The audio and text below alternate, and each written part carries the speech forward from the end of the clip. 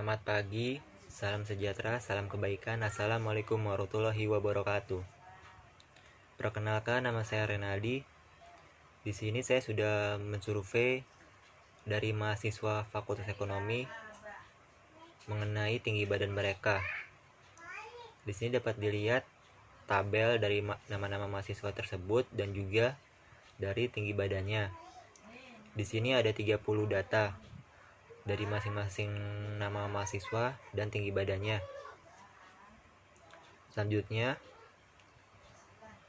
mengenai jumlah kelas, interval, dan juga range.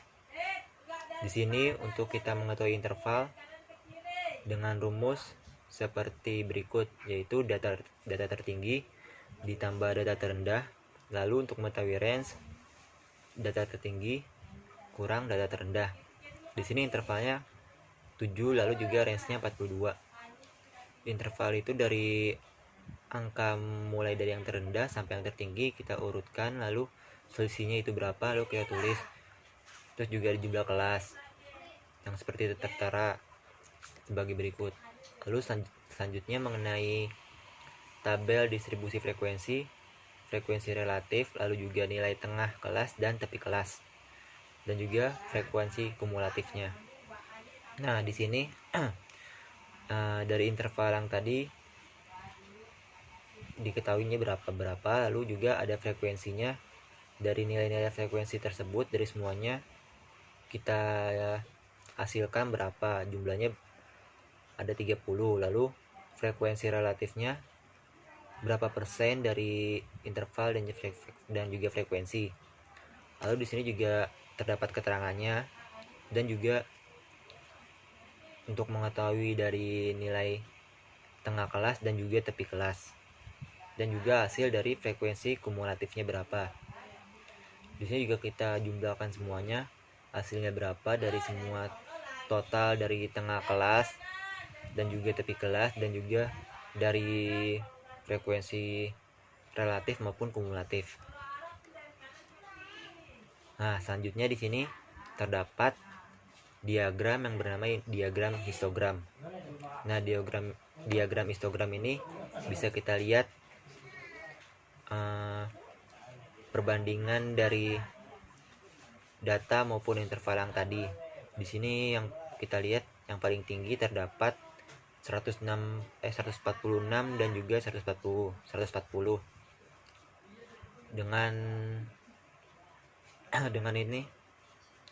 hasil 12. Lalu juga yang paling terendah terdapat 167 dan 161 dan juga 182 dan 175. Di sini dari hasil tersebut hasilnya sama, yaitu dengan jumlah 2, dan juga dari data yang dari mulai yang sedang maupun yang tertinggi, dari kecil maupun tertinggi. Selanjutnya ada diagram yang bernama diagram poligon. Nah, dari diagram poligon tersebut bisa kita lihat sendiri survei maupun dari diagram poligon ini mengalami penurunan dari 143 turun ke 150, lalu seimbang dengan 157, lalu turun lagi ke 164, lalu naik lagi ke 171 dan turun ke 178,5. Selanjutnya ada diagram yang bernama diagram Ogive.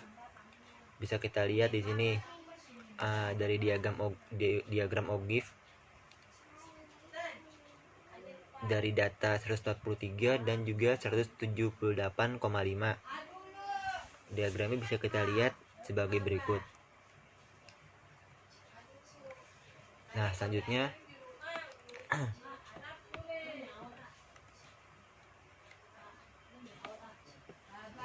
mengenai rata-rata hitung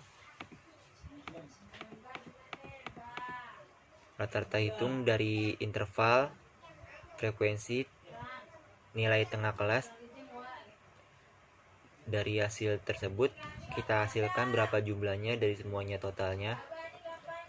Dan di sini bisa kita ketahui dari hasil semua dari data-data tersebut.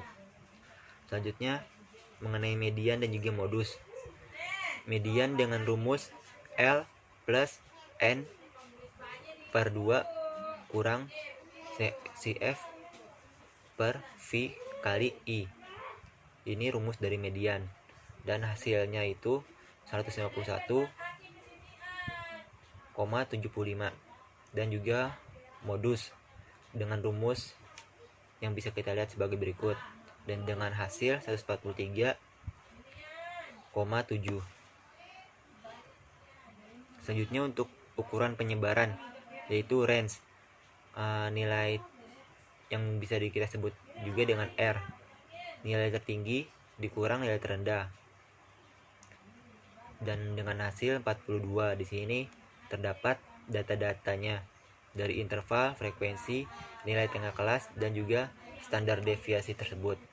Dari interval, frekuensi maupun tengah kelas, kita totalin jumlahnya dari semuanya terdapat berapa hasilnya, dan untuk selengkapnya bisa kita lihat datanya tersebut. Selanjutnya terdapat deviasi rata-rata dengan rumus yang bisa kita lihat sebagai berikut. Lalu variance, untuk mencari variance bisa kita lihat dengan rumus sebagai berikut. Dan juga ada koefisiensi relatif yang mengenai koefisiensi range, lalu koefisiensi deviasi rata-rata, dan juga koefisiensi standar deviasi. Nah, di sini terdapat masing-masing dari rumus koefisiensi range dan juga koefisiensi deviasi rata-rata maupun koefisiensi standar deviasi. Bisa kita lihat data tersebut. Nah, sekian pembahasan mengenai